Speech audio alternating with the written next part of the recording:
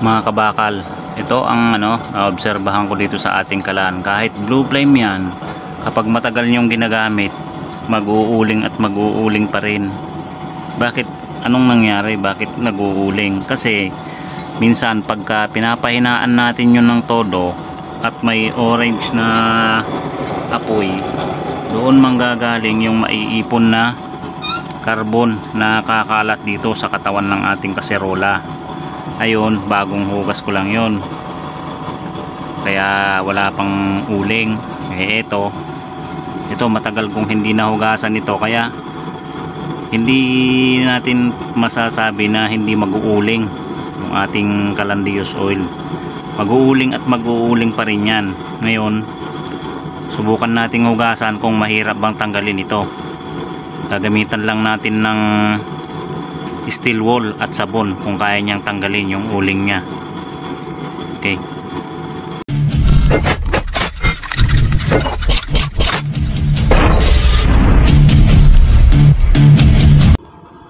So ito mga kabakal, yung ating puro uling na nakasirola, huhugasan natin. Gamitan lang natin ng ito, steel wool at yung sabon na bar, itong panlaba. Yan, huhugasan natin kung kaya ba niyang tanggalin yung uling, kung madali lang yung matanggal.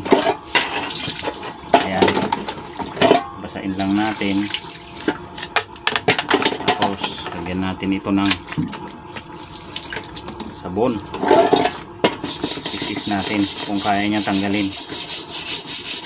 So ayan, kaya naman niya, kaya lang tagain lang natin kasi mauling. Kaya hindi natin pwedeng sabihin na hindi ito mag-uuling kahit blue flame. Meron at meron pa rin yan, mag-uuling at mag-uuling yan. Yun ang LPG na lutuan natin, nag-uuling din eh. Ito pa kaya puro carbon yung lumalabas doon sa ating chamber. Yan. Madali naman siya, kaya lang mas madali ito kapag kayong abo ng gatong ang gagamitin. Mas mabilis yun makatanggal kaysa ito. Pero kung wala kayong abo, pinaggatungan, tiyagain nyo nang gawin ito. Ganito, steel wool lang tsaka sabong panlaba, yung bar.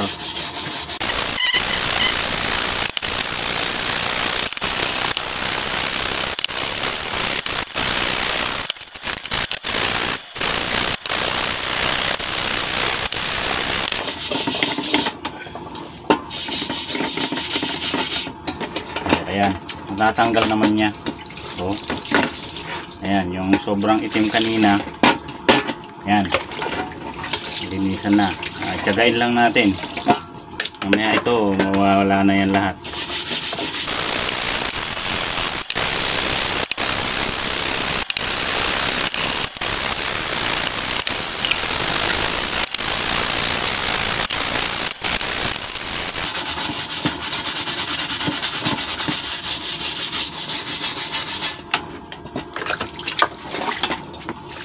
Ayan, pangalawang beses ko nang kuskusin. Yung pinakaparting baba na lang ang hindi pa natanggal. Subukan nating tanggalin yung parting baba.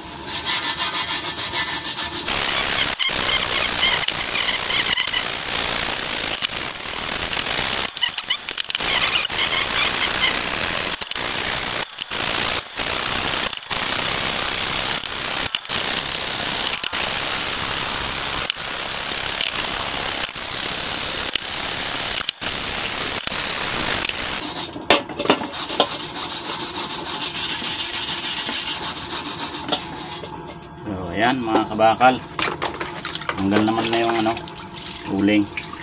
At isa pa pala, kaya nagkakaroon ng uling na ganun na naiipon kapag yung aksidenteng napapaliyab natin, napapatakan ng tubig sa loob ng chamber. Yun, pag lumiliyab yun ang cause ng isa pang nagkakaroon ng uling dito sa side. Kasi pag nagliyab, syempre orange ang apoy nun, dito ang maapektuhan sa side. Kaya yun, kalaging ganun at hindi natin nahuhugasan kaagad, naiipon yung uling kaya nagiging maitim. Kaya kahit blue flame, yung mga instances na nagkakaroon talaga ito ng uling, hindi yung wala naman talagang uling,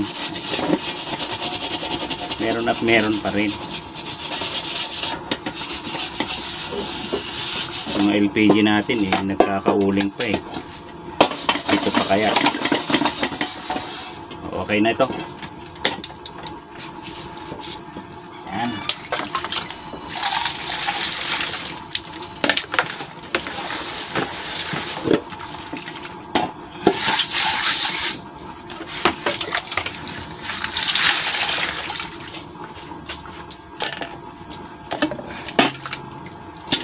Ayan mga kabakal, linis na natin yung makapal niyang uling.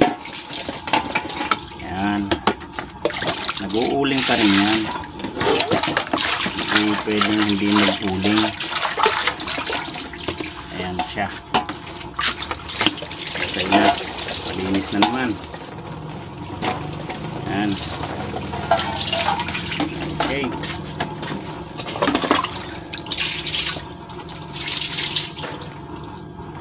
Siya ulit. So ganun lang mga kabakal, ganun naman tanggalin yung uling nya.